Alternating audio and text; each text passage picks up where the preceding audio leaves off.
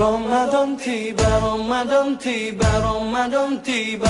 Marhaban ya Ramadan, marhaban ya Ramadan, marhaban ya Ramadan, marhaban ya Ramadan. Assalamualaikum warahmatullahi wabarakatuh. Alhamdulillahirabbil alamin.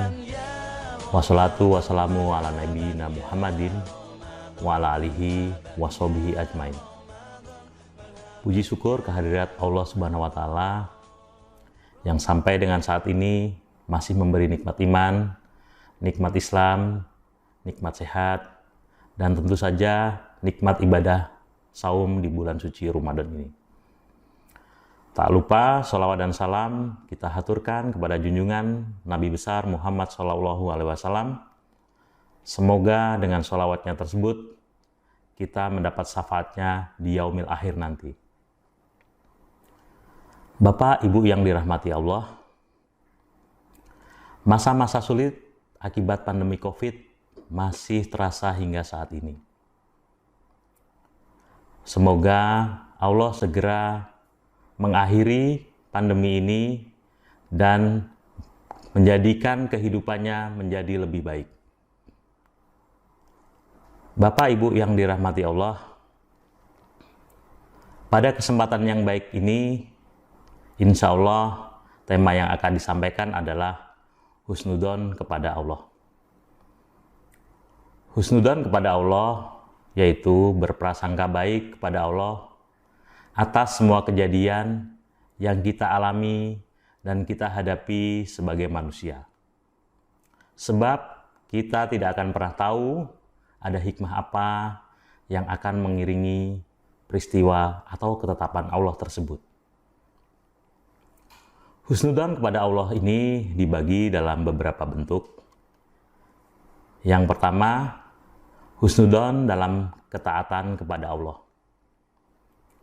Hal ini penting untuk ditanamkan dalam perasaan dan pikiran kita sebagai manusia. Meskipun terkadang hati kita masih belum bisa merasakan kebenaran dari ketetapan Allah tersebut. Dan terkadang pikiran kita masih merasa ada hal lain yang lebih baik sesuai dengan pandangan kita sebagai manusia. Allah berfirman dalam surat Al-Baqarah ayat 216, boleh jadi kamu membenci sesuatu padahal amat baik bagimu. Boleh jadi kamu menyukai sesuatu padahal amat buruk bagimu. Bentuk yang kedua, husnudzon dalam nikmat Allah Subhanahu wa taala. Allah memberikan nikmat kepada siapapun yang dikehendakinya. Baik nikmat iman, nikmat sehat, nikmat kesempatan, dan tentu saja masih banyak nikmat Allah lainnya. Allah memberikan nikmat ini dengan maksud dan tujuan tertentu, wallahu alam. Husnudzon kepada Allah atas nikmat yang diberikan dapat diaplikasikan dalam berbentuk memperbanyak rasa syukur dan merenungkan apa maksud Allah memberikan nikmat ini kepada kita. Sehingga kita menjadi manusia yang lebih baik dan hamba yang tawadu. Bentuk ketiga, husnudzon dalam menghadapi cobaan Allah Subhanahu wa taala. Ketika kita ditimpa oleh suatu ujian atau musibah, terkadang kita merasa tidak nyaman, merasa menolak, dan berkeluh kesah. Bisa jadi Allah memberikan ujian tersebut agar menjadikan manusia yang mengalaminya menjadi lebih baik dengan kualitas yang lebih baik. Hadis qudsi dari Abu Hurairah, Rasulullah berkata, Anna indandoni abdi bi, fa in kana khair fa khairun, wa in kana syahrun fa syahrun. Sesungguhnya, kata Allah, aku sesuai dengan prasangka hambaku. Apabila prasangka hambaku baik, maka baiklah yang akan terjadi. Dan apabila prasangka hambaku buruk, maka buruklah yang terjadi. Dari hal tersebut, kita dapat menerapkan rasa bersabar, banyak ikhtiar, dan tetap mempertebal husnudzon kepada Allah, agar kita dapat melalui ujian tersebut dengan baik.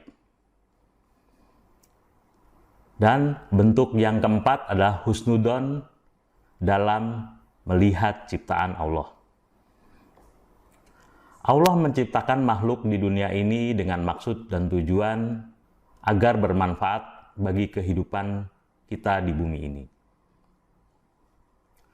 Husnudzon dalam bentuk ini ditujukan kepada manusia agar meyakini bahwa ciptaan Allah tidak ada yang sia-sia. Dalam menanamkan sikap ini, manusia diharapkan dapat menjaga lingkungannya sehingga dia dapat mengenal dan lebih mendekatkan diri kepada Allah Subhanahu wa Ta'ala. Kita bisa mengambil sebuah kisah dari Nabi Ayub, bagaimana Nabi Ayub berprasangka atau berhusnudzon kepada Allah. Ketika beliau diberi nikmat, Nabi Ayub banyak bersyukur, bersabar, dan berikhtiar, begitu juga berbagi kepada sesamanya. Namun ketika beliau diberi ujian kepada Allah, dia tetap konsisten dan tetap bersyukur kepada Allah. Dan ujian yang didapatkannya bukan sembarangan ujian. Hanya dalam waktu 3 hari, harta Nabi Ayub habis. Ke-12 putranya diwafatkan oleh Allah dan beliau menderita penyakit yang sangat berat. Hingga suatu ketika istri Nabi Ayub berkata kepada Nabi Ayub, "Wahai Nabiullah, engkau sudah 18 tahun tidak berdakwah. Bermohonlah kepada Allah agar penyakit yang engkau derita dapat disembuhkan, sehingga engkau dapat berdakwah kembali." Nabi Ayub menjawab, luar biasa jawabannya. "Sesungguhnya aku malu kepada Allah, karena nikmat yang Allah berikan masih lebih lama daripada cobaan yang ditimpakan kepadaku." Subhanallah, Masya Allah, jawaban Nabi Ayub sangat menyentuh perasaan. Begitu kuatnya beliau percaya kepada Allah, berhusnudzon kepada Allah, bahwa Allah melihat kondisi yang dia derita saat ini. Beberapa waktu kemudian, Nabi Ayub pun merasa bahwa penyakitnya sudah mengganggu kekusukannya dalam beribadah kepada Allah, sehingga beliau pun berdoa,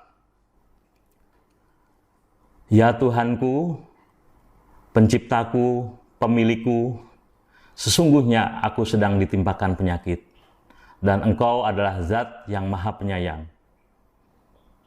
Mendengar doa tersebut, Allah akhirnya mengabulkan doa Nabi Ayub. Sehingga Nabi Ayub diberi kesembuhan setelah 20 tahun menderita penyakit yang cukup berat tersebut, dan nikmat yang dulu pernah diberikan kepadanya dikembalikan lagi, bahkan sampai dengan 2 kali lipat. Allah berfirman dalam Quran surat Asyad ayat 44. "Sesungguhnya kami dapati Ayub seorang yang sabar. Dia sebaik-baiknya hamba dan dia sangat taat kepadaku." Semoga kisah Nabi Ayub tersebut dapat menginspirasi kita, sehingga ketika kita ditimpakan ujian oleh Allah, kita tetap berhusnudzon dan berikhtiar agar kita dapat melampaui ujian tersebut. Wabillahi taufiq wal hidayah. Wassalamualaikum warahmatullahi wabarakatuh.